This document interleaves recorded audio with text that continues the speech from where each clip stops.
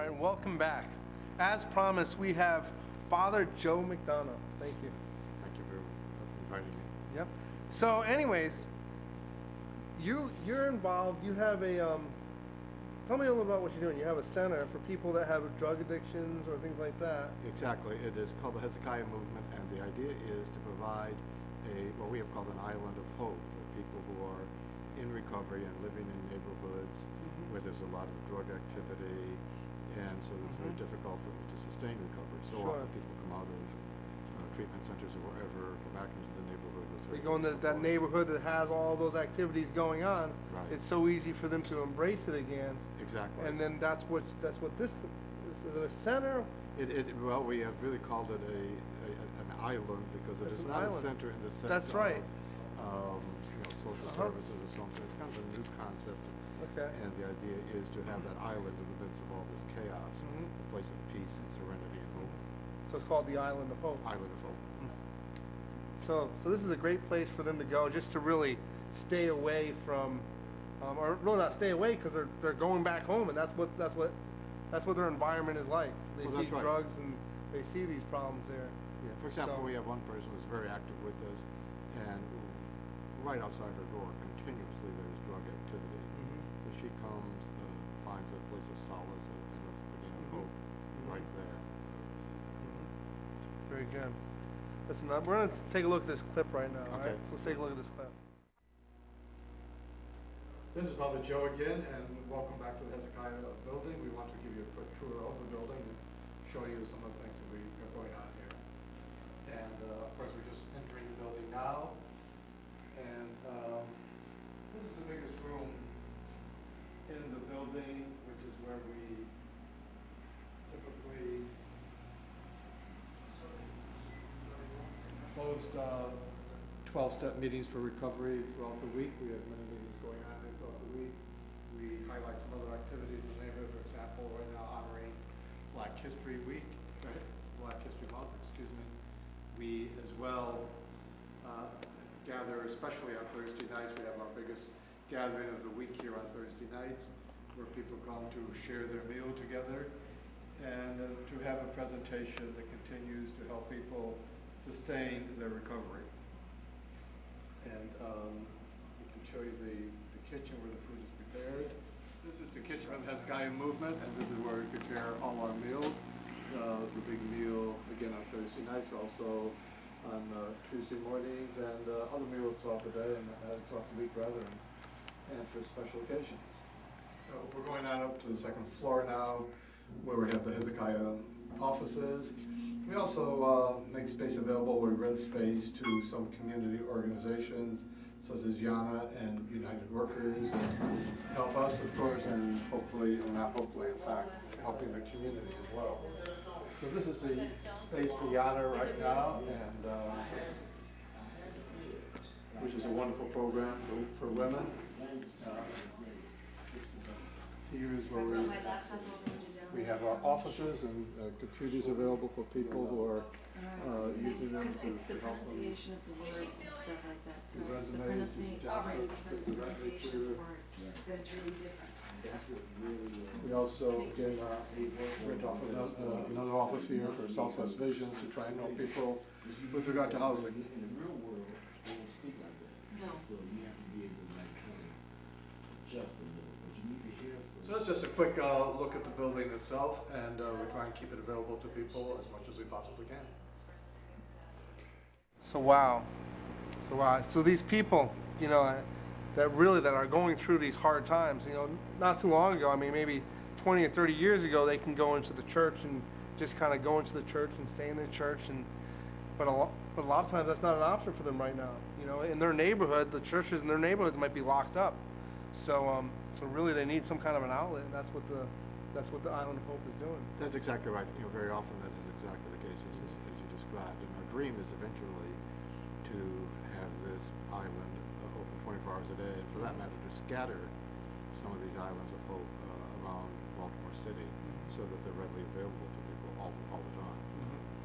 Okay.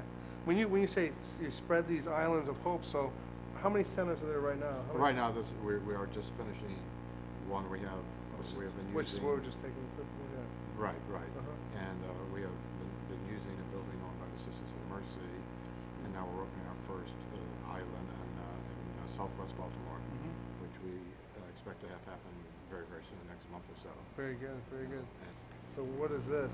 this is the prayer for recovering people, Mm-hmm. and that is a prayer that I wrote a number of years ago Mhm. for people in recovery, Mhm. and it is something we use in all of our activities. For example, every Thursday night we have a large gathering of people who come together to share a meal together and share part of their vision of recovery. Mhm. And at the end of that, we have a time of prayer where people just add whatever their hopes or dreams or needs and might pray for their family, for Mhm. themselves, for peace and serenity in their neighborhoods and so forth. And we always end with that prayer. We use it, for example, when we have Hezekiah retreats in the mountains. We just came back from a mountain retreat in West Virginia the past weekend, and again we use prayers such as this.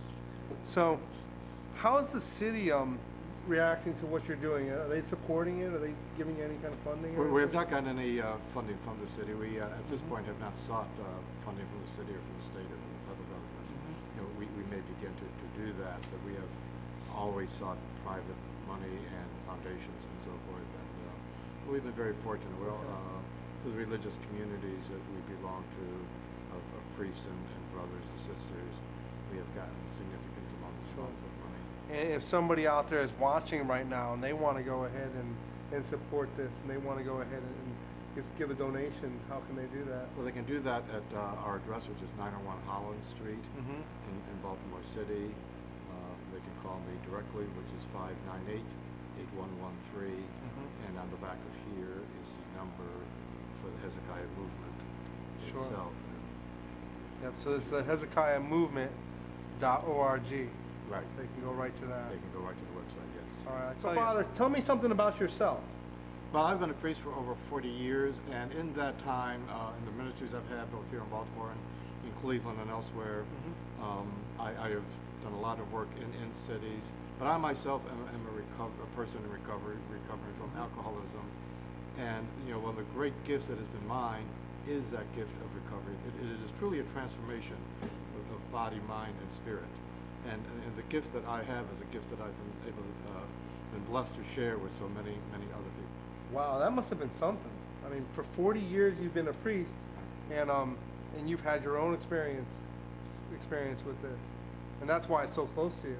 Well, it is. It's very, very close. Yeah, I am a priest, as you say, for 40 years. I Mhm. belong to an order of priests called the Missionary Servants of the Most Holy Trinity. And the truth is, a good number of those years, I myself were caught up with this thing called addiction. Mm-hmm. It really doesn't make any difference whether it's alcoholism or any other form of addiction. Addiction is addiction is addiction. And the experience that I had and the destructiveness of spirit, especially, was extraordinary. That's why I realized that I am truly living a miracle. And I was not one who came to this easily. I was very reluctant, very hard to get into this journey. But once I did, it's been a transformation. It is it really is God in my life taking the tragedy of addiction and turning it into the triumph of recovery. Sure. There's a great line in the book of Alcoholics Anonymous. We suddenly realize God is doing for us what we could not do for ourselves. And that was certainly true in my case. You want to talk to anyone who knew me in those days, and I'm a much, much, much different person. So many people here in Baltimore who never saw me that other way say, Yeah. I can't imagine what it was like, and I tell them, well, go to Cleveland and talk to some of those folks, or tell some of my brothers in the missionary service, Most Holy Trinity, how difficult it was. And so, yeah, it is an extraordinary blessing that I have had. We talk about recovery as a journey a lot. I don't talk about it as a journey anymore. No. I talk about it as an adventure, An adventure. because it has become an adventure that just goes on and on and on. And the greatest people I know in life are all a bunch of addicts. They're addicts in recovery, but addicts nonetheless, whose lives have been actually transformed, just like mine. Sure. And the blessing that comes alive is extraordinary. There's really no words for it. Sure.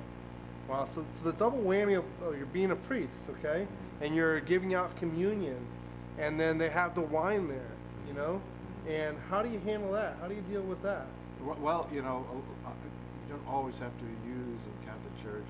I was able to get the opportunity to not use wine any longer and to use grape juice. So, but but there have been those occasions where, I'm visiting at a different parish or something like Mhm. that, and it does happen, and I'll just take a tiny little sip. Then it's just willpower from there. Well, it is, it really is not willpower so much as it is, the key word in recovery is surrender. And to continuously turn my will and my life over to the care of God. Mm-hmm. And as I said Okay. a moment ago, Yeah. God doing for us, in this case doing for me what I could not do for myself. Sure.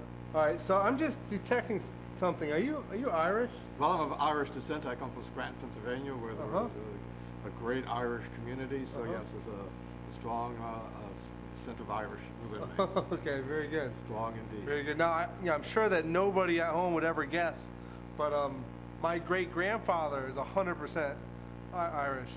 So, So there's I a have common bond. I have 25% Irish in me. A Yeah. good common bond. That's right. That's right. So now back to the center. The center is a place for people with these addictions. Correct. So they can go there. I mean, it's a solace, right? It is a place for solace. It is a place for hope. It is a Mhm. place to come and find that there are people walking the same journey Yeah. and seeking the same adventure. Sure. And simply a place to come and find peace. Mhm. As you mentioned, we do these retreats in the mountains as we just did in West Virginia. I always tell people, you go back home and that retreat experience doesn't need to stop. Yeah. I was just talking about that yesterday. You can find that place of serenity and peace even in the city. It may be a lot more difficult, but you can find it. Sure. And that is one of the things we seek to provide Mhm. and are providing. Yes. All right. So can anybody go to the center? And I mean, what kind of addictions are people having when they come to you? Well, anyone can come certainly because, Mhm. and the reason I say that is because virtually everyone is touched by addiction in one form or another. If that's not their own personal addiction, it is a family member, it's someone in the neighborhood or whatever. The addictions that we would typically see, of course, are crack, other forms of cocaine, heroin. Mhm. But again, addiction is addiction.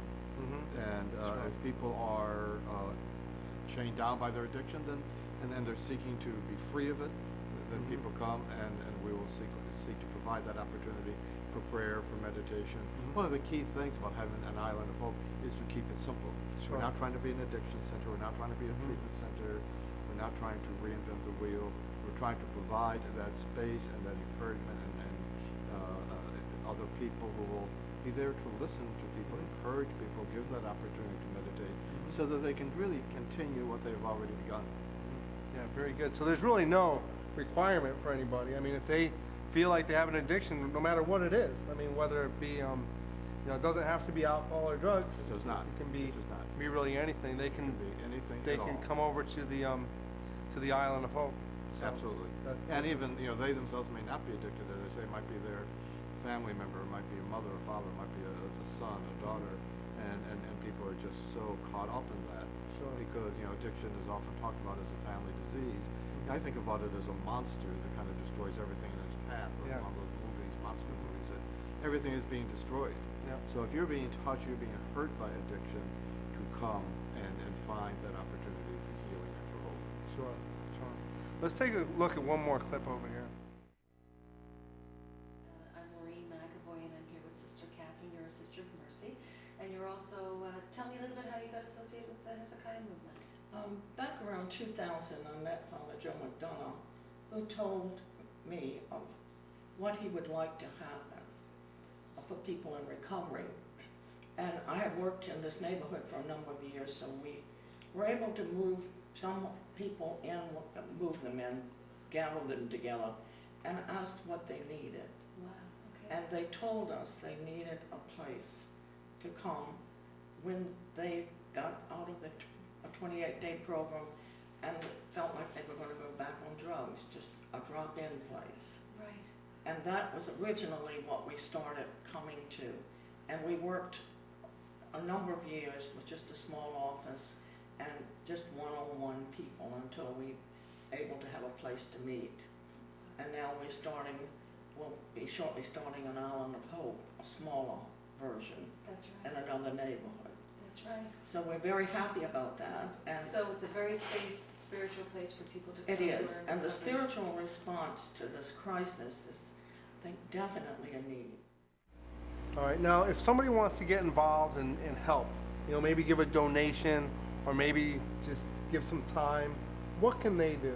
Well, that would be great, and they can contact us. Our address is 901 Holland Street in Baltimore. The website is hezekiahmovement.org. You can call me directly, 410-598-8113, or the Hezekiah phone number, which you have there on the card, and also take me directly to Hezekiah. Sure. Very good. Well, we're going to take a quick break here. We'll be back in a minute.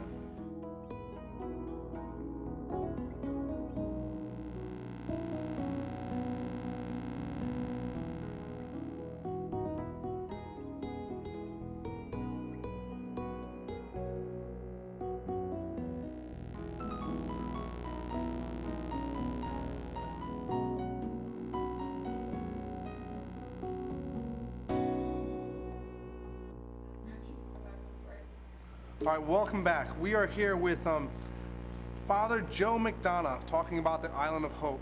You know, it's a great place that's helping the community of Baltimore. It's helping people with addictions. I mean, all different kinds of addictions.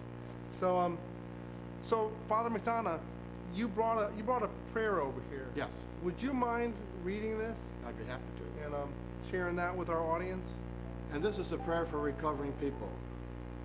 Oh God, you know the horrors and pains of addiction. You know how these horrors and pains cause so much suffering for so many people, those addicted, their loved ones, their community. So to you we turn, O God, for healing and for new life. Touch those afflicted with addiction. Let enslavement give way to freedom. Let hopelessness be replaced by hope. Turn tragedy to triumph. Let all those hurt by addiction be born to new life and recovery. In your love, O God, heal those addicted. Heal their loved ones. Heal their neighbors. In your love, O God, heal us all.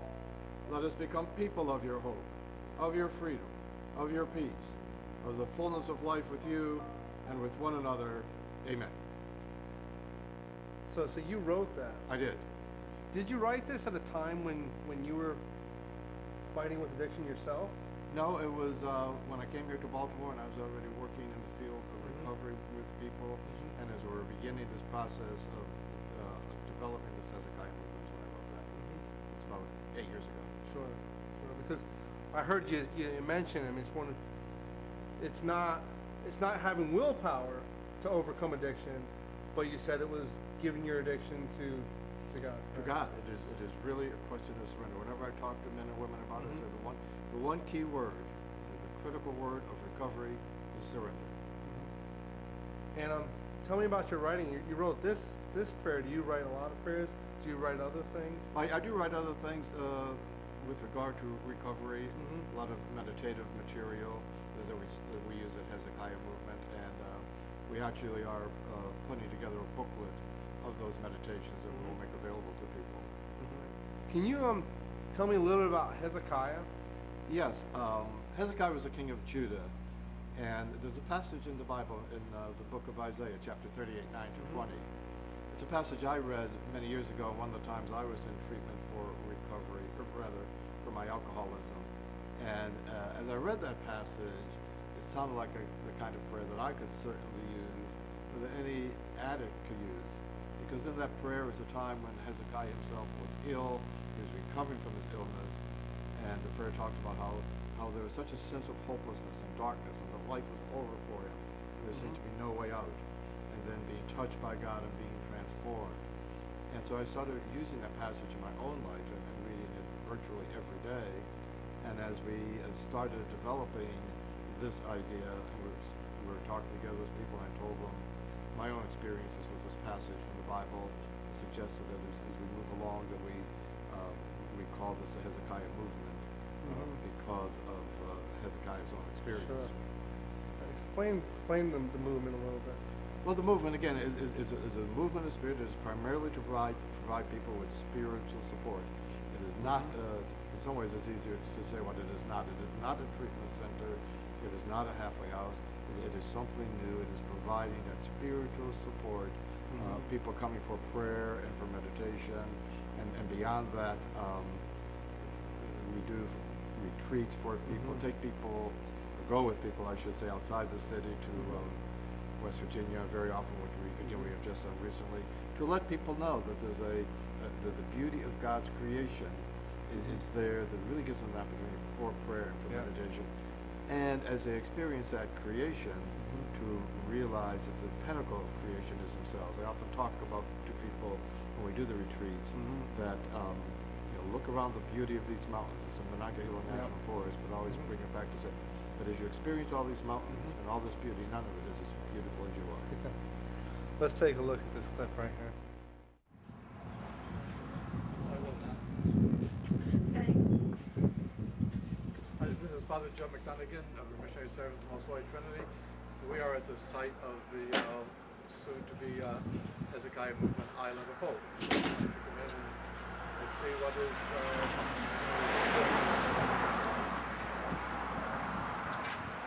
Initially, there were 2 row houses here which we had planned to use, but as we started getting into it and saw what was necessary for bringing them up to code, in compliance with code, in compliance with the Americans with Disability Act, became clear we were not able to do that. In some ways, that's really been a blessing because we are now establishing or building what is going to be a brand new building, one of the first new building on this street in a long, long time. And one of the goals we've always had is to make this be a jewel, and this will stand out as that jewel that says, the building itself says hope.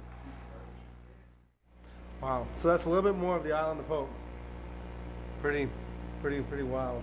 You know, Well, yeah, it's been a wonderful experience so far, and the good news is that there's more coming. Definitely, you know. So people of Baltimore, if you know people that have an addiction, you know, I would definitely recommend the Island of Hope. So we're gonna take a quick break, okay? Okay. We'll be back here in a minute. We'll be right back.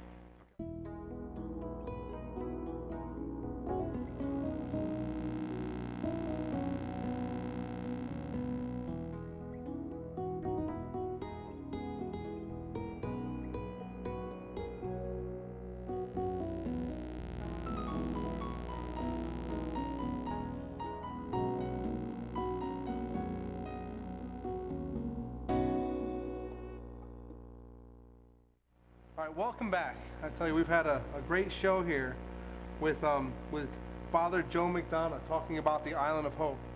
And you know, before you go, do you have any last thoughts that you'd like to share with the audience of Baltimore? Well, simply we want to continue to reach out to people. We want people to know that they can reach out to us, no matter what their situation, particularly anyone who is involved in recovery or seeking recovery, that we truly want to reach out and let them know that there is hope.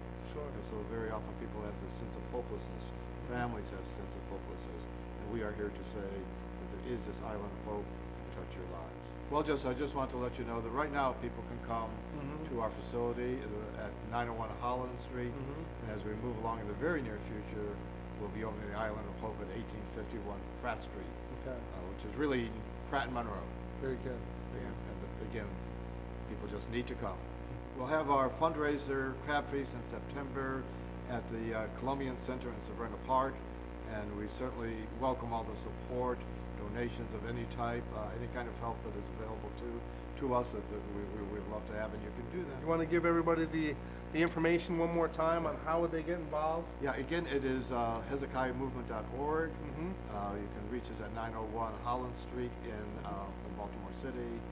You can reach me directly at 410-598-8113. And I also can give you the number for the Hezekiah Movement in Baltimore City, 410-768-3214. All right.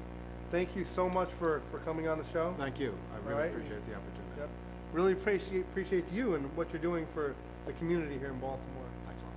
So, anyways, it's been a great show. We'll be right back.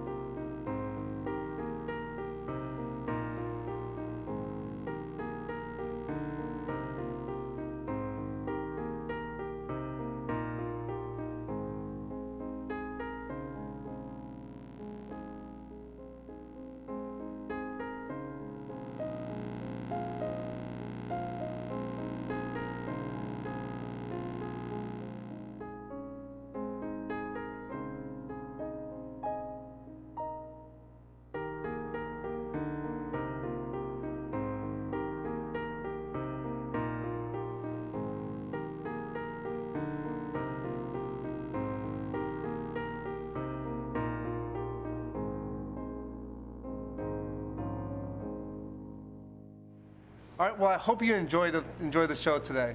Okay. With Father Joe McDonough in the Island of Hope. You know, there are homeless people all over the place, and there's people like Father Joe McDonough that really help the homeless people. So I hope you enjoyed the show, and be sure to join us next time. And be sure to sometimes stop by the Top of the World. This is a great place to be. It's a great view of Baltimore. All right? We'll see you later. Have a great day.